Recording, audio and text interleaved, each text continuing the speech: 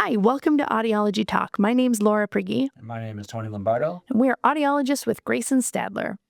And today, we're going to talk to you about accessing and running wideband tympanometry on your TympStar Pro version 2. Yeah. So there's a couple of ways that you can access it once it's been licensed for wideband.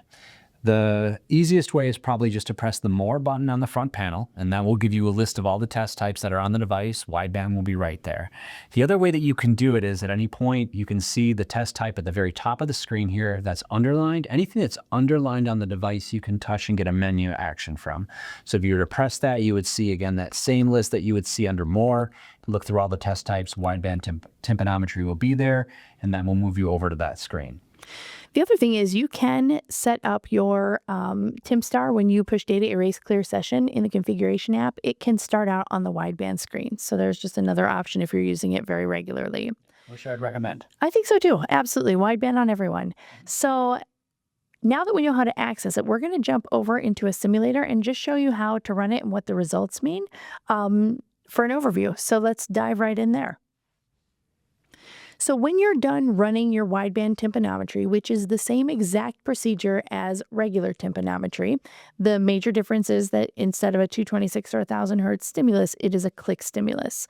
So when you've completed the test, when you've done your sweep, it will do some processing and it will populate 3 tabs on your wideband tympanometry page. Yep, so you've got your 226 tymp and the other extracted tymps from the sweep. We did this intentionally. I mean, this screen to begin with looks exactly like the diagnostic tymp screen. It's very familiar, and we're giving you the most familiar piece of data that you're used to with tympanometry, which is the 226 tymp. What you can do though is you can scroll along the bottom. You can see you've got your 1000 hertz tymp over there on the right, and then you have 2 mid-frequency tymps, 678 and 800 for additional diagnostic clarity for some of those mid-frequencies. But it's giving you all those 4 frequencies that you're used to seeing right away. The nice thing about that is if you do have a baby who's come in for a middle ear issue and they need a tympanogram and you know you have one shot, how do you choose 226 or 1000? Well, with wideband tympanometry, you don't have to because we're using a click and we are going to display both of them. Yeah, exactly. So the second tab is the wideband average tympanogram. And I think this comes into play in the same sort of vein as the infant. You know, sometimes babies are not the best patients because they're crying or because, you know, halfway through they wiggle around. And so there's often a lot of artifacts that occur with tympanometry. The nice thing about this wideband using the click stimulus is our second tab is a wideband average tympanogram. And so what it's done is it's taken all of the clicks and it's been able to average out those artifacts. So we have a more defined peak that will allow a better, better interpretation even in the not most ideal patient scenario. Then the third tab is actually what we really look for when we're looking at wideband tympanometry, and this is absorbance.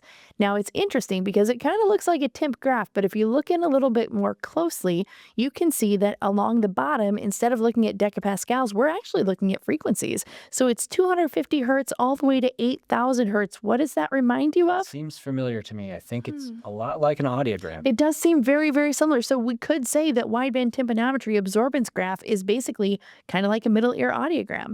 But instead of looking at millimos or milliliters or whatever we're used to looking at on the y-axis, we're actually looking at a percentage of absorbance. In other words, at each frequency, how much of that sound was absorbed into that middle ear system.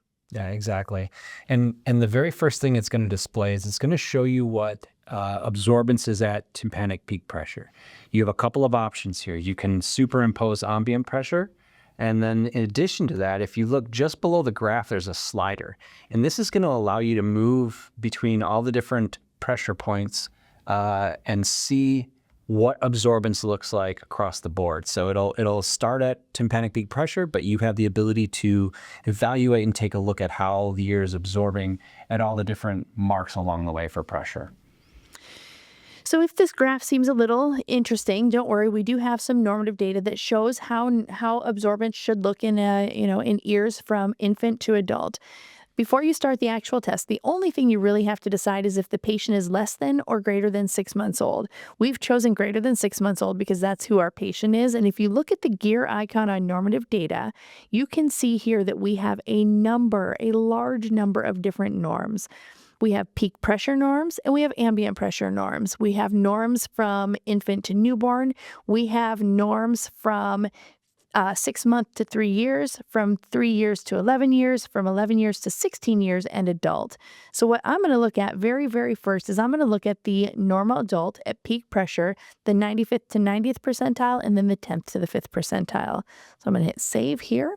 And now you can see that this is a normal range for absorbance across the frequencies in the middle ear. Yeah. In addition to those normative ranges that you can see, you also have the ability to throw in some example tracings of common pathologies. So, for example, if we have, say, a child that has extreme negative pressure, say it's flat, you can't tell if there's pressure or if it's effusion. What you can do is you can take a look at the example tracings and superimpose them onto the absorbance graph. And what that allows you to do is go, hey, all right, how is this comparing to these common pathologies and what are the differences between them? And when you start looking at the absorbance graph with those things in mind and with these various superimposed examples, you can start to see the differentiation between common pathologies. So like with high frequency, with negative pressure, you could have more skewed towards those higher frequencies, where effusion is going to give you a little bit of a peak right in the middle. So you can really start to see the differentiation, whereas your 226 Tymp might be flat and you can't tell the difference. So we get a lot more information with wideband. Now, the other interesting thing is when we're holding this at peak pressure and we're displaying the norms at peak pressure, but we might want to show what the ambient pressure looks like. We have 3 additional tabs down below that you can actually click on, decide what you want to show. So here we'll do the absorbance graph, and then choose what view or what superimposed thing you want to put on top of the results to really illustrate the issue that you're having, or to illustrate the pathology or the normal response that you're getting.